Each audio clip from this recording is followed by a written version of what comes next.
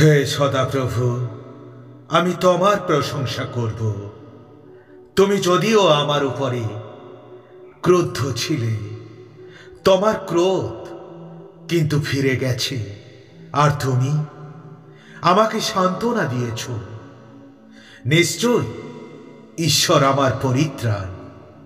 আমি আস্থা রাখব ও ভয় পাব না। সদাপ্রভু, সদাপ্রভুই আমার শক্তি ও আমার গান। তিনি আমার পরিত্রাণ হয়েছেন। তোমরা পরিত্রাণের কূপগুলি থেকে আনন্দের সঙ্গে জল তুলে আনবে। সেদিন তোমরা বলবে, সদাপ্রভুকে ধন্যবাদ দাও, তার নামে ডাকো, তার কৃত সমস্ত কর্ম জাতিসমূহকে জানাও, তার নাম উচ্চ বলে ঘোষণা করো। সদাপ্রভুর উদ্দেশ্যে তোমরা গীত গাও, কারণ তিনি মহিমাময়, অনেক কাজ করেছেন। সমস্ত জগৎকে এ কথা জানাও। সিওনের লোকরা, তোমরা চিৎকার করো ও আনন্দে গান গাও, কারণ ইসরায়েলে সেই পবিত্রতম জন তোমাদের মধ্যে মহান। হে আমার সদাপ্রভু, তুমি আমার ঈশ্বর।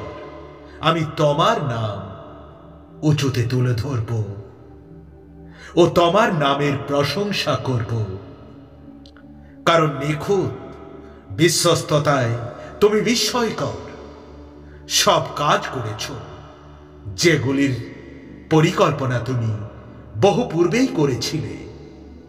তুমি নগরকে এক পাথরের টিপিতে এবং সুরক্ষিত নগরীকে এক ধ্বংসস্তূপে পরিণত করেছ।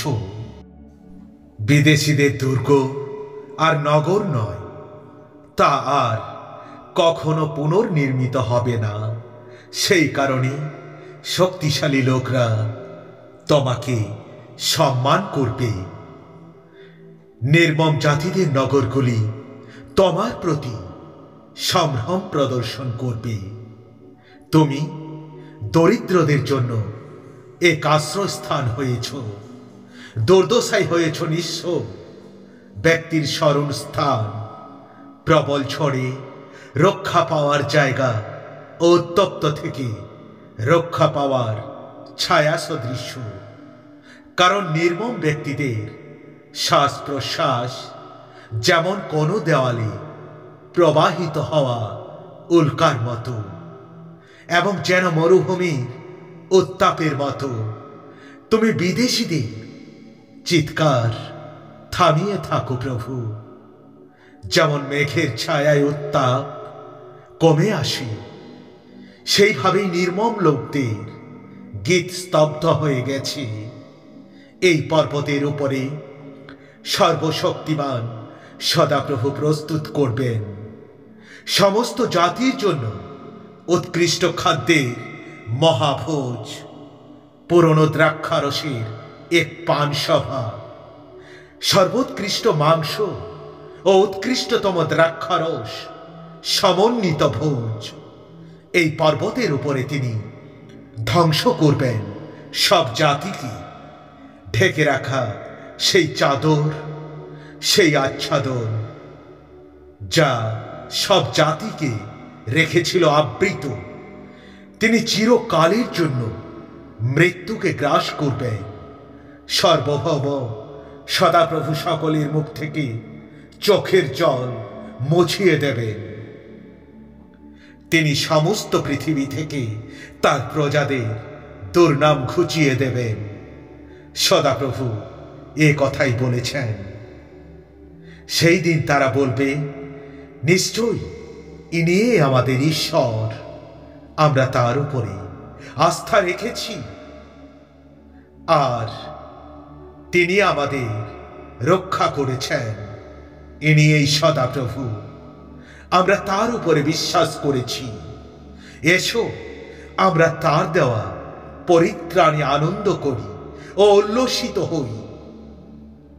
সদাপ্রভুর হাত এই পর্বতের উপরে স্থির থাকবে, কিন্তু মোয়াবকে তার নিচে তিনি পদদলিত করবেন, যেমন সারের মধ্যে খড় পদদলিত করা হয়। তারা এর উপরে তাদের হাত স্পর্শারিত করবে। ঈশ্বর তাদের অহংকার অবনমিত করবেন, যদিও তাদের হাত চতুরতার চেষ্টা করে। তিনি তোমার উঁচু প্রাচীর সমন্বিত দৃঢ় দুর্গকে ভেঙে ফেলে ধ্বংস করবেন। তাকে তুমি পূর্ণ শান্তিতেই রাখবে, যার মন সুস্থির, কারণ সে তোমার উপরে নির্ভর করে। তোমরা চিরকাল সদাপ্রভুর উপরে নির্ভর করো, কারণ সদাপ্রভু, সেই সদাপ্রভুই হলেন শাশ্বত শৈল। ধার্মিক ব্যক্তির পথ সমতল পথ, ও ন্যায়বান ব্যক্তি তুমি ধার্মিকের পথ মসৃণ করো। হ্যাঁ সদাপ্রভু, তোমার বিচারের বিধানগুলি পালনের জন্য আমরা অপেক্ষা করে আছি। তোমার নাম ও সুখ্যাতি আমাদের মনের আকাঙ্ক্ষা।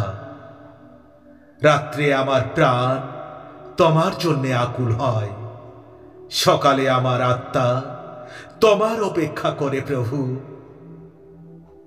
তোমার ন্যায় বিচার যখন পৃথিবীর উপরে নেমে আসে, জগতের লোকেরা তখন ধার্মিকতা শিক্ষা করে।